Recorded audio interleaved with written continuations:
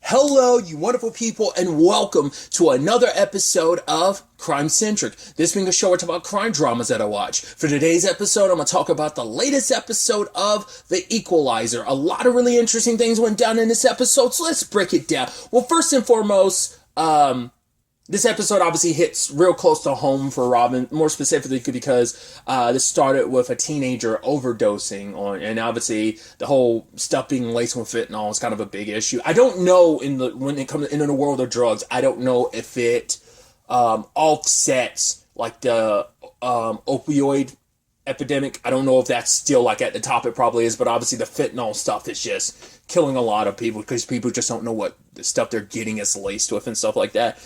Obviously, it's that situation of, like, obviously it's the thing of, like, they're, like, no drugs at all because they're just worried. Like, obviously, you start with something that typically wouldn't be that extreme, might be just, like, a casual party drug, but it's, like, you don't know what that party drug might be laced with because, like, any drug could be laced with anything. I'm not trying to go full-blown, like, no drugs, no weed or anything like that. Nothing like that. Obviously, the episode might lean that way, but I think they're more so, like, peel stuff is more so what they're referring to. I mean, like, that's how I'm taking, but it's like, yeah, like, but obviously, because she's worried, it's like, my daughter's about that same age, and even Dante, it's like, yeah, he's got a son that's around this age, his oldest is closing in on this age too, and they could all get affected by this, and having a mother, like, pleading to Robin for help, it's like, please get justice for my daughter, especially because, like, my youngest is a wreck, she can't eat, she can't sleep, it's like, she lost someone so close to her like this, and that's a complicated thing of, like, how do you fully stop something like this? Because even the episode also, like, doesn't make it seem like, oh, this is the end all be all. They even say, like, no, even with one person removed from the equation, there's always going to be someone else, like, doing the same thing or popping up to fill that void. It is going to be this, continuous fight, but that doesn't mean you stop fighting any less. Sadly, Robin finds herself in a complicated spot this episode because as they're trying to track down the dealers, every time she shows up, the person's already dead. Like, because this is the lower end of a larger, because, like, there's a guy like Alexei who's, like, at the top of all of this. Like, he's kind of distributing the drugs. He's like the head honcho, and then it kind of, like, trickles down to, like, these dealers, and the dealers are the ones that are being killed. They're not just being killed, they're being tortured. Robin happened to show up at the crime scene. I thought it was suspicious that it's like, right, just as Robin shows up at the crime scene, like, oh, they find out about her. I was like, oh, like, I guess a neighbor happened to see someone fit her description, so she wasn't as sneaky. I mean, she wasn't expecting to kind of, like, she was just casually strolling up to the place. Like, if she knew, like, hey, I need to be on the lookout, like, she wasn't going into that situation thinking she needed to be low key. It was just like, hey, I'm here to confront a guy in question and wasn't expecting to stumble across a dead body. So that already put her on the cops' radar. Then later on, someone saw someone sneaking into a window. So either they were, I don't think, did Robin sneak in through a window? Maybe she did. Maybe they saw that guy sneaking in through a window. Either way, that already got the police attention. So, like, right, she was already on high alert. She was supposed to keep it low key, and she kind of knocked a cop out. So that was kind of, But also, it's like, oh, you think the DA can swing things? It's like 2 murders and an election year. Yeah, she's not gonna put her you guys have a good enough deal, but she's not going to put herself out that far for you in this situation. But luckily, later on, Dante says he's able to kind of smooth that over.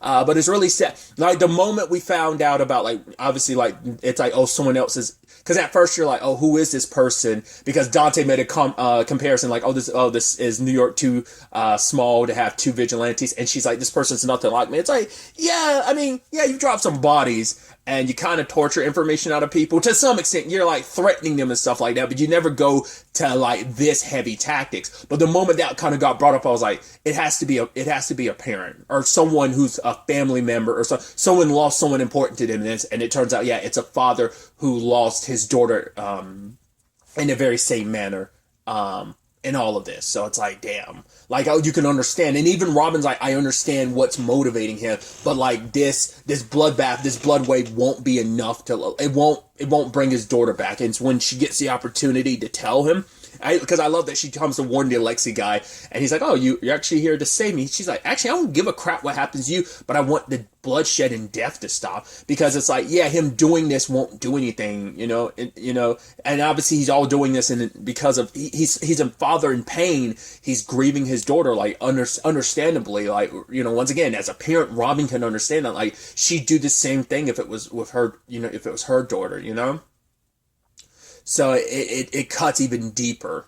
And I think that's what probably hurts even more. It's like, right, the two like instances of these parents, being in pain are daughters. So I think she even more so, just parent in general, yes, because like Dante's got boys and he can still put himself in the situation. But I think even in Robin's case, it hits even more home because it's like, these are daughters. I have a daughter, so it hits even closer to home in that even closer, So I think, because she could easily see it, especially because in this episode, she's thinking, like, Delilah's keeping something from me. Oh, Delilah knows this is where you get, like, these are emojis mean, like, oh, ecstasy, or whatever. And it's like, what, you know that? It's like, yeah. Yeah, I know some people who do drugs, but she's also like, yeah, but, like, every kid, even kids who don't do drugs know that. I'm like, oh, dude.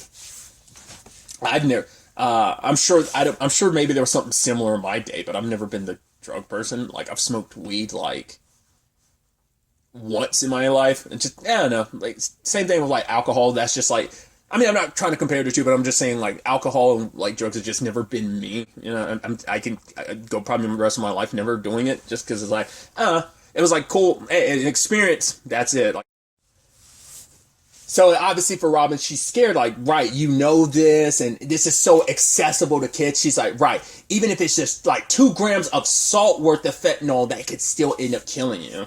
I guess it also hits home too, because like I know, like, God, there's like so many musicians I know that obviously sadly, and just, musicians in particular, I know of, like, not personally know, but just musicians I know that have like, overdosed and stuff, or just with drugs and stuff. So it's like, I think that's even more why drugs are weird to me. Once again, I don't want someone to turn this into like, oh my God, you're anti all drugs. It's like, no, it's always a thing of, you have to be careful. You never know what something's been laced with or cut with. And because I don't want that to turn into like I'm like an anti-drug person. I'm like, it's a complicated situation. I'm not like going full anti-drugs, like recreational stuff. It's like fine, but even then, it's like, I just don't want anyone. I'm saying, like, when it comes to a party scene, and so it's like, oh, you should take this. It's like, don't always accept whatever someone gives you, because you never know, because they don't know what's in it. They don't care what's in it. They don't think about it. And so it's like, I mean, the people who were selling the drugs in this case, like, did they know they were cut with fentanyl? No, but they still got killed because, like, yeah. Because even regardless of it all, yeah, they're dealers. They're not great, but it's like, that doesn't make them like, oh, they're intentionally out here killing people. I mean, they probably should know. They probably don't think much of like, oh, there's people dying of overdoses. Like, whatever, they probably don't, so that's where it's like, because the father was like, his name was Earl. He was like, yeah, those guys sell drugs. Like, they're scum. Like, they're not innocent people. And it's just like, I think that's debatable, because it's like, who's at fault? Because obviously that's come up, in recent histories where like prosecutors and stuff are going after dealers for people like, I was about to use someone specific, like it's an actor. I'd rather not. Publicly, there was an actor that sadly died of an overdose or drugs. I don't know if it was just like something was laced into drugs or whether it's just an overdose. But I remember prosecutors have been kind of like, we're trying to like go after the people who actually sold him the drugs. So it's that situation, right? So I think that's kind of getting cracked down on more of like, yes, you were just as culpable, because it's like, regardless of it all, you still sold this person a thing that killed them. So that so I think that is a conversation that people are currently having, or whether like, should the dealers suffer like the ramifications? Like, yeah, you're selling drugs, so that should just be it. You should be, get in trouble for that. But it's like, should you also get in trouble for the death of somebody? That, and I honestly don't know, because I'm not in that situation. If I'm a family member, I'm like, throw the damn book at him, because you're like, you need someone to pay. And it's like, we won't be able to get the person who made the drugs, but the person who sold them the drugs, it's your fault. This person I care about is dead. Like, if I was in that situation, I'd be filled with grief and anger that you'd want to take it. Just like Earl in this episode, he has this skill set to seek out revenge on his own, and Robin didn't want him to do it, because it's like, right, killing those two before didn't bring your daughter back. Same thing for him. Make him pay. Make him go to jail and set him an example of like, this is what happens when you sell drugs. Like, let him be the poster child of like letting anyone know like this could end up being you. Don't think you won't get caught type of situation. And Earl listened to her, but he still ended up getting shot. He actually protected Robin, but he was okay with it because he's like, for him, it's like without his baby girl in this world, it's like it just kind of like gut punched you a little bit because you're like, on some level, you're like, man, at least maybe he's with his daughter, but at the same time, it's still like, and you could see that with Robin because for her, it's just like, no, come on, hang on. But it's like hearing that line, like she'd probably feel the same way if Delilah died, So it's just like, gee, there's no like, there's a silver lining, but I hate saying silver lining because it just makes it seem like, I don't know, like it's not, it's a crappy situation. It's a sad story, but I guess it's also meant to be sad because it's just, once again, the thing that is happening like every day. I mean, when they showed that map of like, fentanyl deaths in the past 6 months, you're like, Jesus, look at all those marks on the map. You're like, God, Because I'm sure if you probably look up statistics or even just like anything like opioid related deaths or maybe fentanyl related deaths, it'd be like I don't want to see that number, but it's like probably important to see the number, probably important to see the statistics just because it's like a reminder of just that how big of an issue that is, so I don't know, man. It's I think it's such a sad situation, but like I said, I do like what Robin's saying to the mom at the end, being like, hey, because she was like, yeah, but we took down the guy, but, what about the next person? It's like, well, that's, someone's just going to fill that void. She's like, and that's why we continue to fight to make sure no one else's child has to go through that, No other parent has to lose a child, And they also, like, put up a candle for Earl and his daughter, so... But basically, with all that they were able to gather for Alexei, all the evidence against him, it proves like, hey, he's the guy, so he's going to go away for the rest of his life type of situation. So, once again, if I had to use a word, at the very least, that's, I guess, a silver lining to some extent. But it's just one of those things where you still kind of walked away. It's like, yeah, I think that's a point too, just to feel like, yeah, it's a victory, but it's not the biggest victory. So. Shifting gears at least a little bit to kind of go on a more like lighter note with everything going on. I do love the continued conversation throughout the episode about sauces. I love it's like, because Robin's all about the sauce, and obviously Vi is about no, the pasta matters, and then you have it's like, like she brings D into it, and D's like both, and it's just like always the diplomat. And then she asks Dante about it. He's like, yeah, this pasta's, yeah. But he's like, it's all about the sauce. I'm like, good man, Dante. And Robin's like, because he's asking her out, like, you owe me because I smooth things over with that whole you knocking out a cop thing. But it's like, hey, how about I take you out to dinner? I'm like, hey, finally, let's get some date action going on. And it's just like, and he's like, is that a yes? And she kind of waves her hands. I'm like, maybe. We'll see what let's see if my schedule's off. And I was like, that's super cute. I also love the Mel and Harry thing where like they went to go buy drugs. He's like, did you know you were such a bad boy? And she's like, I like it when you're all nerdy and stuff. And what was it? Was it Stud Master some number? And she's like, really? And I love that he's talking to the guy. He's like, he's like, yeah, I'm just a messenger. He's like, what are you, a writer? Because that was a nice play on words. He's like, no, I'm a bike messenger. He's like, okay, what is that, a 20 speed, 10 speed? He's like, really? That name? Oh, you take your top speed. He's like, dude, I gotta go. I'm like, what are you doing, Harry? But it's like, he was like cloning guy's phone. And he's like, some sugar. She's like, fine, you get some sugar. I was like, you two are disgustingly cute. I love that. I love that relationship. I love just having those little cute moments between those characters, like, here and there, throughout the episode. So I really like that. But obviously kind of shifting gears back a little bit.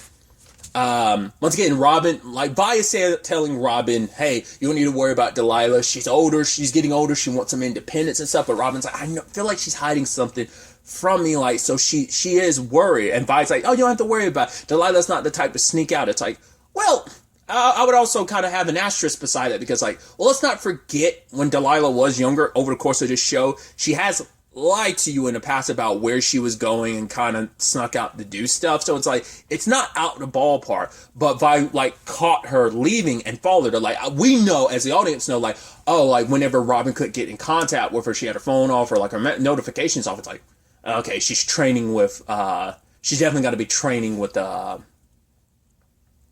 Mel.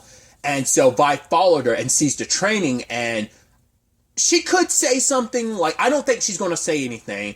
I don't think she's also going to be judgmental. She might be, but I highly doubt it. Like, I'm like, maybe there's a small chance she might be, but there's like me that's like 90% sure she won't, for one, say anything, nor will she be judgmental, because I talked about it before. It's like, Robin has her reservations about about Delilah getting trained specifically by her. So obviously they're doing all this behind her back, but she has no idea Vi, I think Vi actually bought the gun, but we know she was there, like, at a range shooting the gun. So I don't know, she's probably still continuing to go, or maybe she just has the gun and she hasn't gone since, but who knows? She's, like, that's why I'm like, Vi's done that without Robin's knowledge, and it's because Vi needed to find something to make her feel safe, so she understands that this is Delilah doing something she needs to feel. And she's not out here doing drugs, but what she is doing is she's fighting, she's training herself so that she could be prepared, because she already knows that her and Robin had that conversation and Robin said no. So it is that thing of, I think she's going to end up not saying anything to anybody, but she might talk to Mel or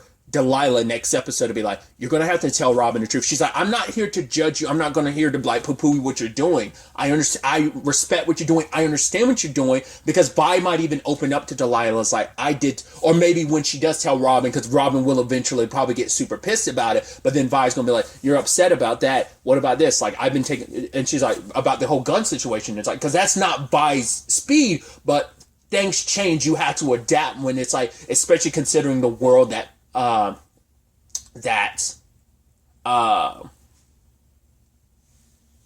Robin's connected to, that the danger could always find its way, and you want to be able to protect, because she wants to be able to protect herself, but also she wants to be able to protect, Robin if something happens, or protect Delilah if something happens, because that situation is something easily could have happened to both of them. It was just Home Duke going after Robin, but that still doesn't change the fact is something still could have happened to Delilah.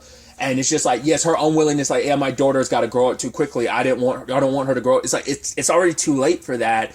And you wouldn't want to, but it's also like, right, that complicates their relationship too. If it's like a thing of, a parent training a child. We've seen how that kind of plays out in many different facets. Obviously, I doubt, like, Robin wouldn't go, I'm going to use the most extreme examples. She's not going to go the Omni-Man route. She sure as hell's not going to go the Homelander route either. So, so she could, I doubt she's going to go a Piccolo route.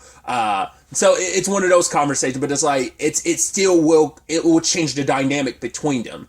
I mean, because it's still like, this is your mom. Like, obviously, like, Mel's kind of like the cool aunt, but it's like that dynamic's still fresh enough that it can be molded into what it is now. Like, all right, you can, but having your mom be your trainer, which I think it still will end up happening, or she might just let Mel continue it because it will change their dynamic. And so it's like, Robin probably will never be able to go as far as she needs to with Delilah's training, so she probably will leave it up to Mel when they do square things away, I think, eventually down the road, whenever this all comes out, because the truth will come out eventually. That's why Mel's like, when it does, like, let me be the one to take the fall, because I don't want this to strain any relationship between you and your mom. So that's where I kind of see things going, but ultimately we'll have to wait and see ultimately how that all ends up playing out. So, but really, that's all I want to talk about. Till the next time we meet, be happy, be safe, live life to the fullest, and enjoy it.